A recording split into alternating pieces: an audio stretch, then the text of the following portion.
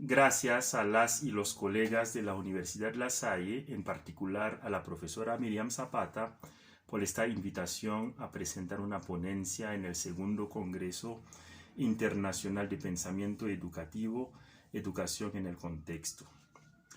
Mi ponencia se titula Pensar la posidentidad desde el Caribe.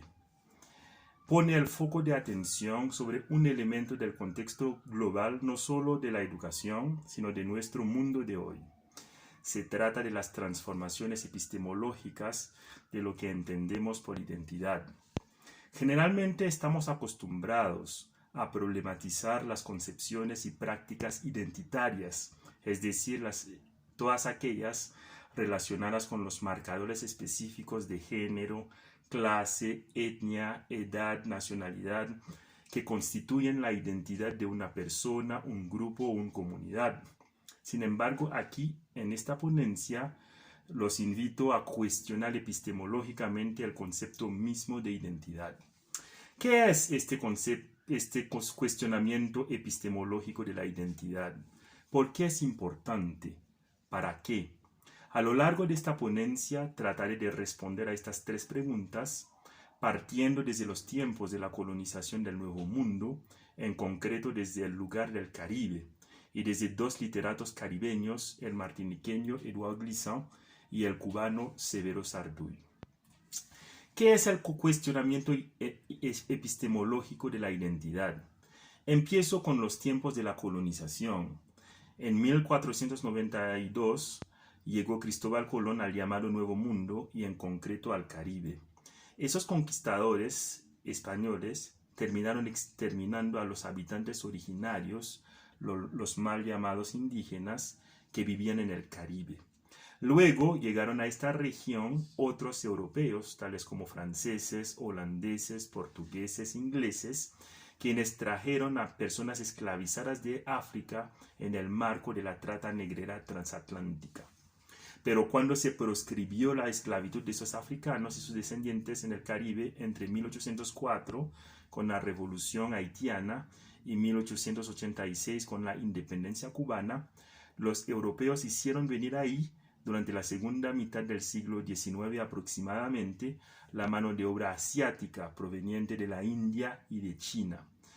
Desde entonces, europeos, africanos y asiáticos y sus descendientes han venido constituyendo, no sin violencia entre ellos, uno de los primeros fenómenos que el mundo conocerá como sociedad producto de la inmigración. En el caso del Caribe se trata de tres inmigraciones: la de invasión o de conquista europea, la trata de personas africanas y la contratación de mano de obra asiática. Ahora, hablando del Caribe, en concreto del archipiélago del Caribe, es decir, este conjunto de islas en el mar del Caribe, Bonilla y Hantel reagrupan ahí un total de 34 islas. Hay 6 neerlandesas, que pertenecen a Holanda, 5 anglohablantes, que pertenecen a Inglaterra, 5 francohablantes, a Francia, 2 que pertenecen a los Estados Unidos y 16 independientes. Se puede observar que en el archipiélago del Caribe hay una extrema heterogeneidad lingüística, cultural y étnica que no ha permitido definir la identidad de esta región producto de la inmigración. Desde todos los campos de estudio se ha buscado definir esta identidad caribeña. La literatura, en particular la cubana y la de las Antillas creolo-francohablantes, ha jugado un papel clave en esta búsqueda.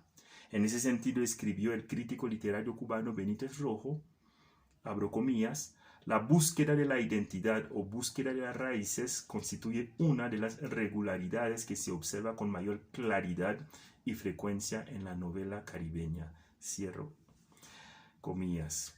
De hecho, podemos señalar varias corrientes y narrativas literarias que expresan esta afirmación, esta búsqueda identitaria. Por ejemplo, José Martí, con su texto Nuestra América, es una narrativa independentista.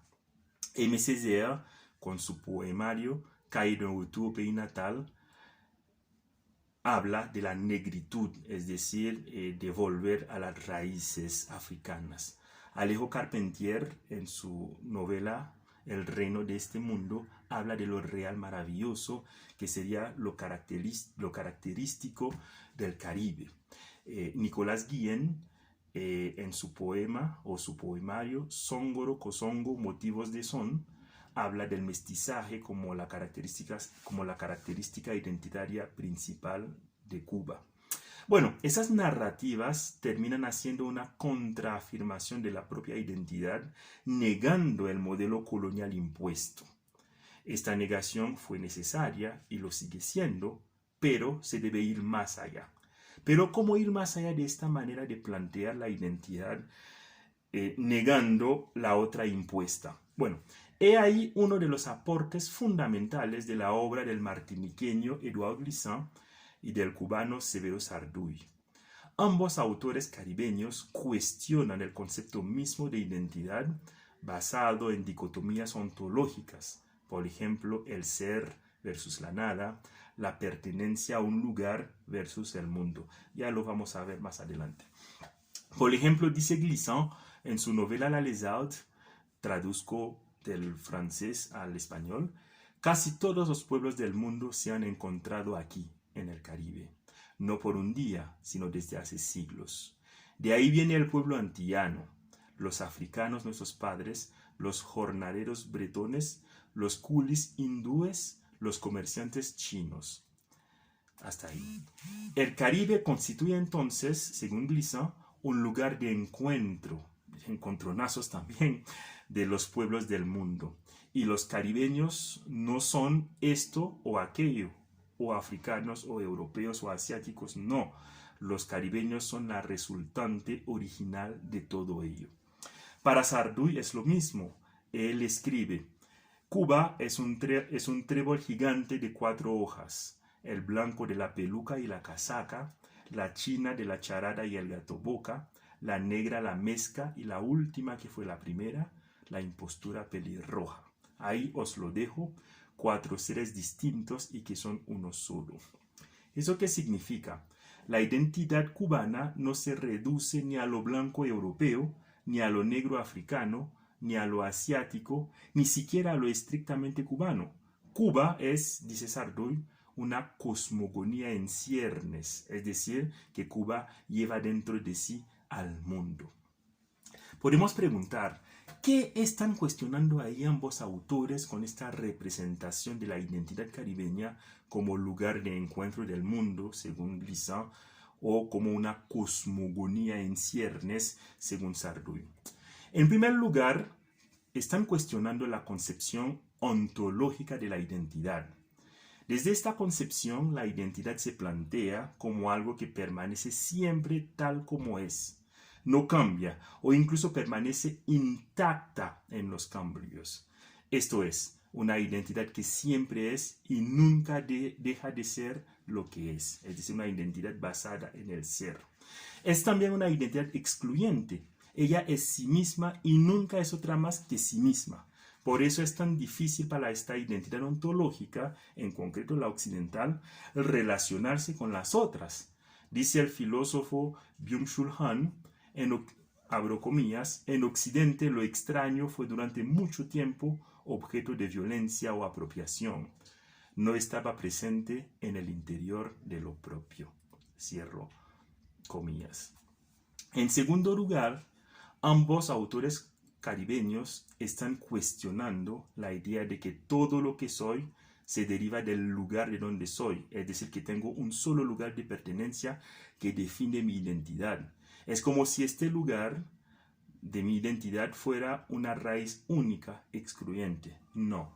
Para ambos autores caribeños, el Caribe, por ejemplo, es un lugar del mundo y el mundo es un lugar del Caribe. ¿Qué significa eso? Significa antes que todo lo que dijo Kant en su libro La Paz Perpetua, a saber, nadie tiene más derecho que otro por el simple hecho de haber nacido en un lugar, porque eso es contingente. Pertenecemos todos a la tierra. Pero con ambos autores caribeños hay más que un cosmopolitismo abstracto como el kantiano, ya que el mundo se vuelve parte de la propia identidad.